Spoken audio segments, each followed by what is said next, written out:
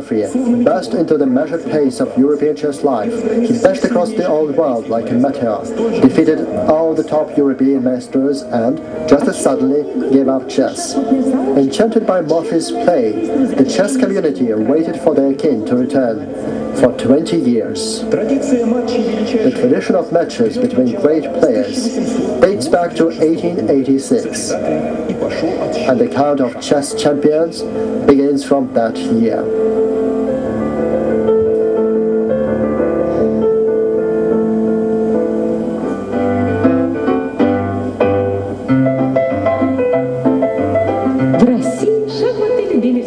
Chess has always been popular in Russia, and it is not surprising that the first major international sporting event held in the young land of the Soviets was a chess tournament.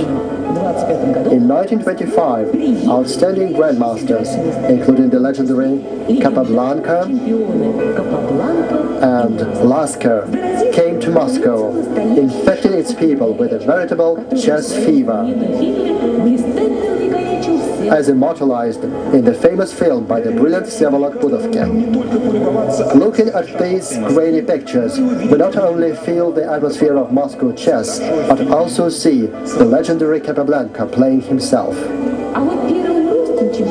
The first Russian champion, who defeated the invincible Kuban 2 years later,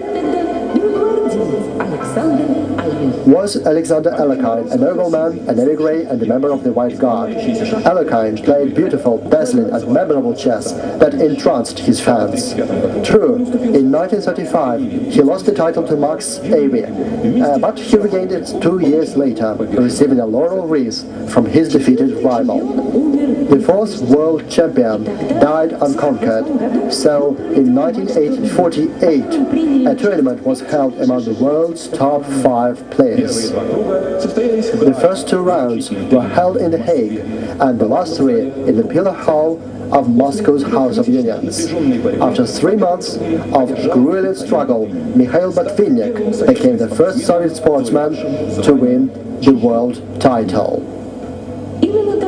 That marked the start of the wonderful tradition of holding world chess title matches in the Soviet capital, because our grandmasters invariably took part in them. The first 2 such matches, in which first David Bronstein and then Vasily Smyslov tried to unseat Botvinnik, ended in a 12-12 draw, which meant that the reigning champion retained his title. Smyslov's second attempt was more successful, and after a convincing win in 1957, Vasily Smyslov became the 7th world chess king. Yet, a year later, in the return match, he was overpowered by his experienced rival. The town of Bled, Slovenia, the room of fame at Toplice Hotel. Years have passed, but the city still loves and remembers the winner of the candidates' tournaments, the legendary Mikhail Tal. They remember the hotel room in which Tal stayed. They remember the young champion's scintillating play and the cheering of the fans. It is hard to imagine the interest battles for the chess crown attracted in those years. Thousands of people, not lucky enough to get into the packed auditorium, followed the game and cheered the great champions. In 1963, Tigran Petrosyan defeated Mikhail Botvinnik to become the 9th world champion. 6 years later, however, the chess crown again changed hands.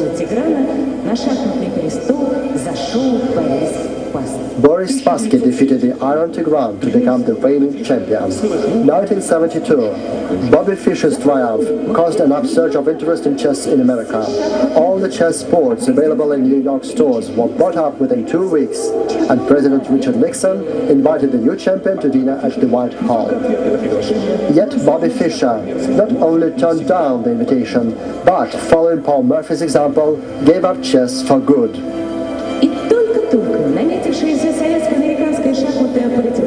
The emerging American-Soviet chess confrontation was replaced by an ideological one, in which the main protagonists were Anatoly Karpov and Viktor Korchnoi. You won the crown, hold on to it. Leonid Brezhnev speeded the Soviet champion on his way after his victory at Baga. 1984 ushered in a new era, that of confrontation between the two Ks, which generated the greatest chess brand in history. In their first duel, Anatoly Karpov was pretty much in control. The scores 4-0 and then 5-0 and 5-1 spoke for themselves, but autumn gave way to winter, and then spring, and the never-ending match that held the world riveted was abandoned, without a winner being named. In the autumn, in the second match between the same two rivals, Garry Kasparov came out on top, and he remained the reigning champion for many years. The famous champions' matches were played in Lines and Seville, invariably drawing full houses. Yet, everything comes to an end. After Anatoly Karpov lost to Nigel Short, the 13th world champion got a new rival. First, Garry Kasparov confidently defended his title against the English Grandmaster, and then in 1995 scored a convincing victory over Vishy Anand.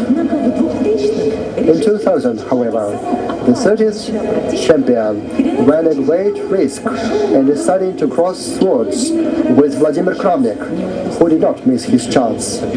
Snatching the initiative away from his formidable opponent, Kramnik did not lose a single game in the match and took the chess crown away from Garry Kasparov. Lake Marjorie, the snow-capped Alps, clear air, and the Denimont Tobacco Factory, sponsor of the match. Everybody smoked, even those who had not previously been spotted indulging in the harmful habit. The match was a draw after the Russian equalized in the final game of a very difficult confrontation.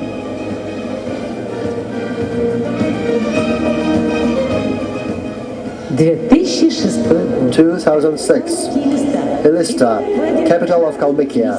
Vladimir Kramnik is playing Vasilin Topalov, a cloudless sky and a similarly cloudless start to the match. Yet it was the lull before the storm. In spite of all the twists and turns and valiant struggle, the match came to a dramatic tie break won by Vladimir Kramnik. Vishy Anand has rightly been the main hero for the last 4 years. First, he convincingly won the World Championship match in Mexico City. Then he beat Vladimir Kramnik in Bonn, and finally overpowered Vasilin Topalov on his home turf in Sofia. And now, another battle for the chess crown is to be held at Moscow's Tretyakov Gallery. This time, the reigning champion will be challenged by Israeli Grandmaster Boris Gelfand.